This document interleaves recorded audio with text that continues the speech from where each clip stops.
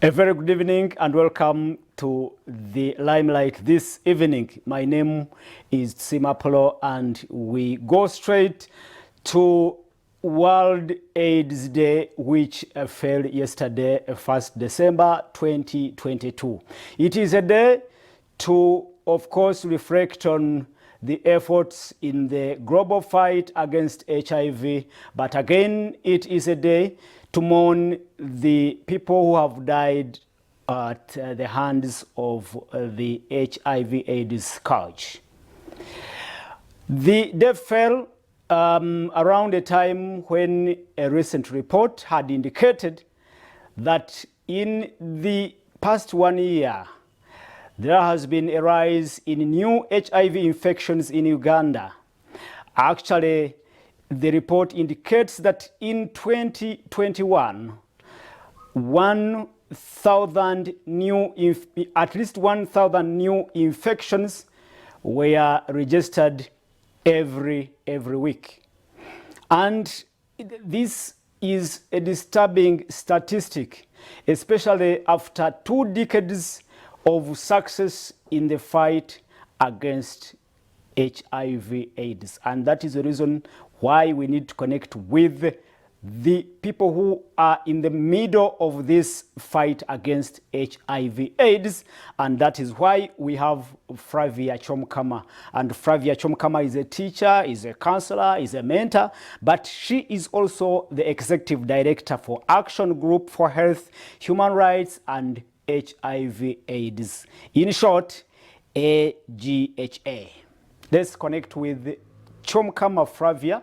You are live on Soul TV, and let's go straight to my first question. I will ask you, looking at the statistics that show a sharp rise in the new infections, tell us what you think the severity. How severe is this problem? Thank you very much, Apollo, and good evening, viewers. I'm glad to be on this TV tonight to talk about the rising HIV infections. My name, like has been said, is Flavia Chomkama, and I lead the team at Action Group for Health, Human Rights, and HIV/AGA. I also coordinate the Women at 40 campaign, a group of women living with HIV national networks who have come together to see that we jointly work with government to respond to the HIV epidemic.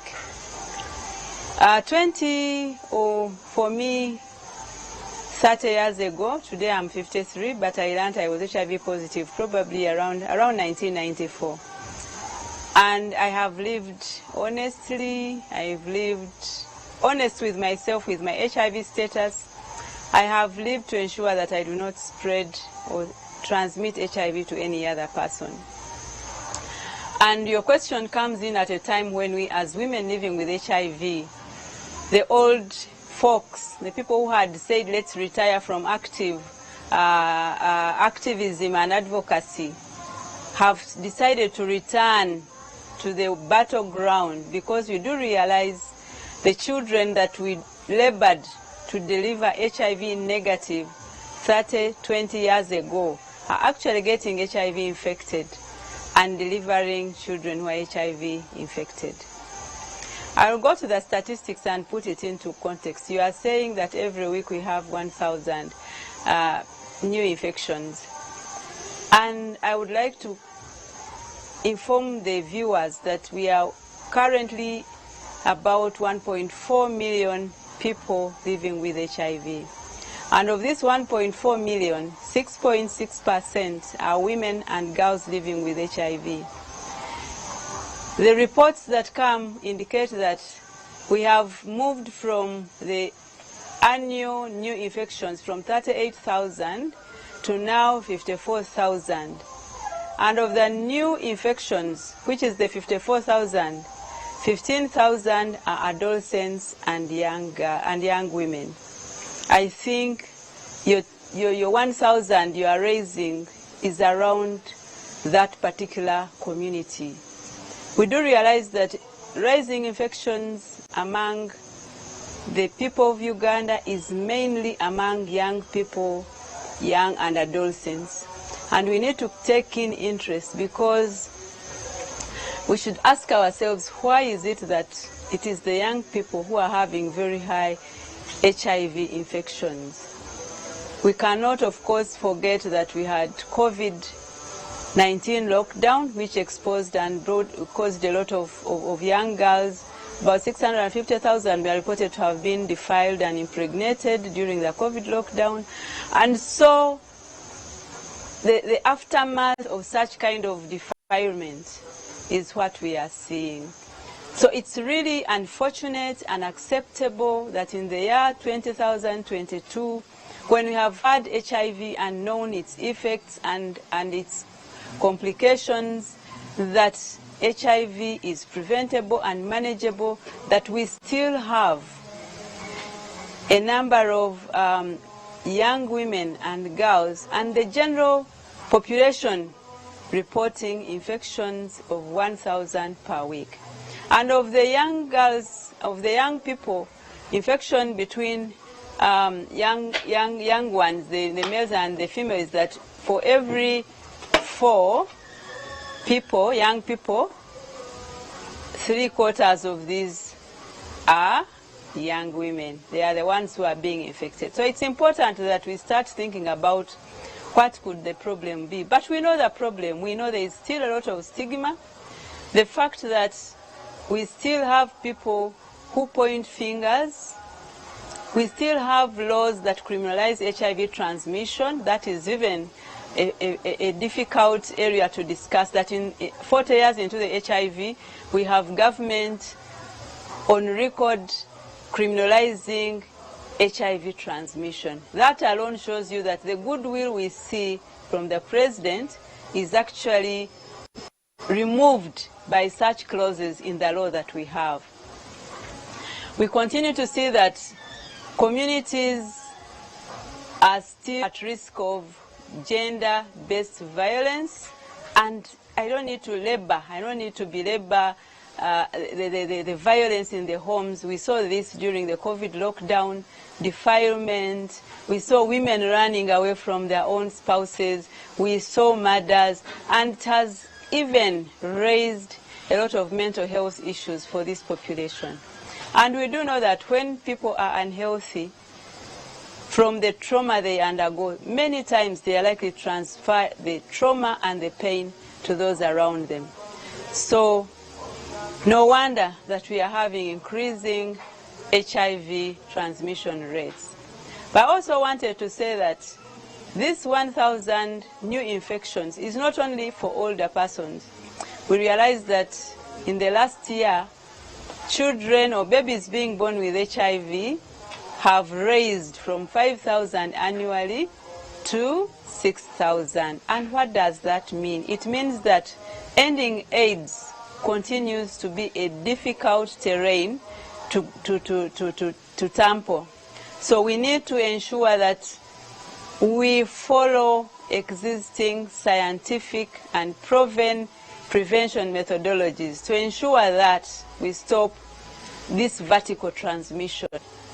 We can say sexual transmission is continuing, but really we have all the necessary medication. But what we want to say as women living with HIV is that HIV does not stop with the antiretroviral treatment. Yes, we are taking pills. I, for one, I started in 2003. I take ARVs religiously, but it's not the end. The pointing fingers at us who take ARVs is even a deterrent for our young ones. We have heard many stories of young girls and young boys in schools who are being stigmatized by the very teachers, the very students that they subsist with. And therefore, it goes without saying that as long as we continue to have stigma in schools, stigma in our religious institutions, stigma in the family. In fact, going to schools is an understatement. In our homes, girls and boys and women and men are being discriminated And we had thought that we have ended with stigma. But the stigma that continues, particularly relating to sexuality, and in this country we have refused to talk about sexuality education because we think we are talking about anal sex, or we are talking about same-sex relations. We want to implore this government to quickly pass the comprehensive sexuality education policy, the school health policy, Flavia, and ensure that people have adequate information right from early ages, because ignorance does not help us to defend ourselves. Tell us what or how you can evaluate the ongoing efforts in the fight against HIV. I'm sure there is something going on. There must be something definitely going on. Efforts in the fight against HIV/AIDS. How, in your experience, through your experience, how can you evaluate the efforts in the fight against HIV/AIDS? All right, we will again connect with Flavia Chomkama, the Executive Director, Action Group for Health, Human Rights and HIV/AIDS, a teacher, a counselor and a mentor, and we are looking at the fight against HIV/AIDS as we reflect and commemorate the World AIDS Day, which actually fell yesterday, 1st December 2022. And of course, it comes at a time when a report has been released indicating that there is a sharp rise in the prevalence of new HIV infections in this country. 37% of the new infections is in young girls, three times compared to their counterparts, the boys. That's another disturbing statistic out there. But we will, of course, know that we have had 2.5 decades of success stories in the fight against HIV/AIDS, and when this statistic comes up, of course, it must be a matter of concern, and all stakeholders must again go down to the to their evaluating table and look into the efforts, and of course up their game to ensure that we do not lose the gains that we had registered in the last 2.5 decades, and of course going forward, looking at what is being done, what is not being done, what should be done, and those are the questions we'll be putting to Flavia Chomkama, the Executive Director for Action Group for Health, Human Rights and HIV/AIDS. And of course, we would also want to know that the drivers of these new infections include teenage pregnancies, multiple sexual partners or partnerships. We can also talk about several other issues like the COVID-19, the effects of the COVID-19 pandemic, where people, where of course all the efforts were distorted and disorganized by the COVID-19 pandemic, especially the funding to the programs which target scaling down the prevalence of HIV/AIDS. And of course, we can talk about how people were locked up in their families, and of course, the stories that came out showed that during the lockdown, the COVID-19 lockdown, there were even cases of gender-based violence were on the rise. Of these statistics, which show a sharp rise in the new HIV infections. I think we need again to connect back with Flavia Chomkama, and she will be telling us how can she herself evaluate the efforts. Welcome back, Flavia. I was asking a question. From your experience, how can you evaluate the ongoing efforts in the fight against HIV/AIDS? I think by and large we have done very well as a country, because we are at about 93% in ensuring that people know their HIV status. We are around 90% at people being initiated on HIV treatment. And for those of us who are HIV suppressed, we are around 87. So we are doing well as a country, and that's why we have even raised the bar, the UNAIDS targets from 90 to 95, so that we have people who have tested 95%, people who have started treatment 95%, and people who are virus suppressed. And why I'm talking about virus suppression means that you have undetectable virus in your blood, which means you cannot transmit. So we have done well so far, but like any other business, there are always challenges. And we are saying that we need to look around for those 5%, the people who are in the lowest quartile, the vulnerable, the marginalized, the people who are disabled, the women, the adolescents and young girls, the key populations that we don't want to hear about who exist, the lesbians, gay and transgender. In fact, HIV among them is higher than even among maybe the rest of us. But we do realize that even across the board, whether key population or disability or intellectuals, those with HIV, the majority are women and girls. And therefore, while we have done a lot to gender mainstream, to HIV mainstream, we do realize that what we have been doing is getting lost. What I do think as a country is that despite the gains, we have missed a point. We have not learned from the past. In the past, when there was no HIV treatment, we had communities, community groups, muno mukabi, twezike, tweyambe. Those groups did a lot to mobilize people who are HIV positive, to provide hope, to even discuss issues of gender-based violence, how to go about them.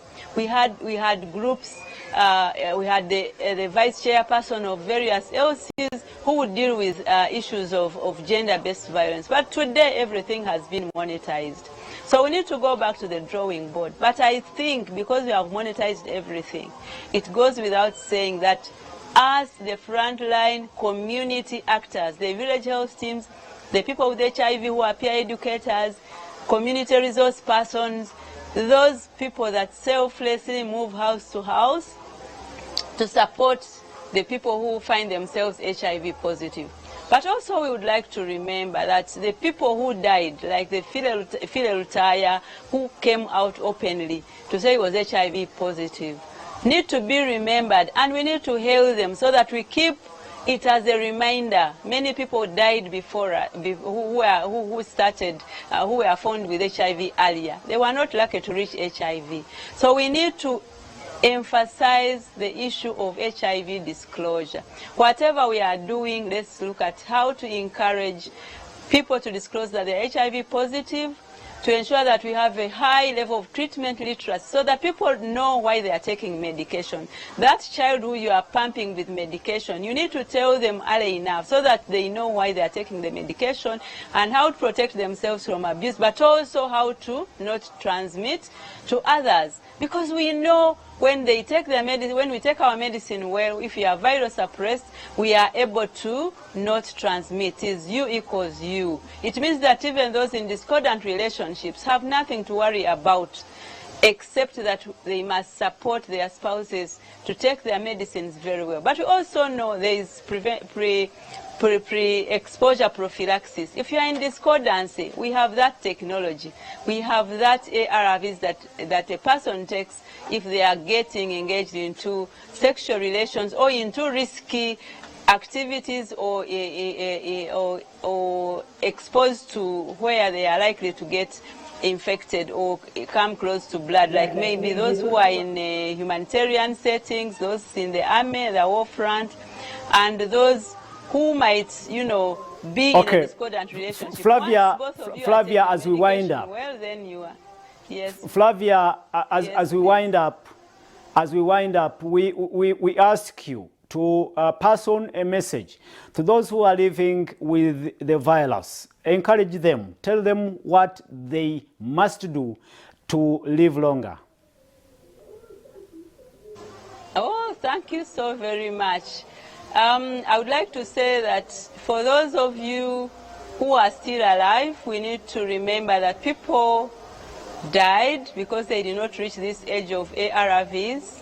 We know that many have had complications when they were not taking their treatment very well. So I implore you, those of you who are HIV positive who are watching us tonight, that please take your medication religiously, but also please try to find someone to disclose to so that you are able to get support and able to live with your treatment without stigma. And we are calling upon all those around us who are taking ARVs.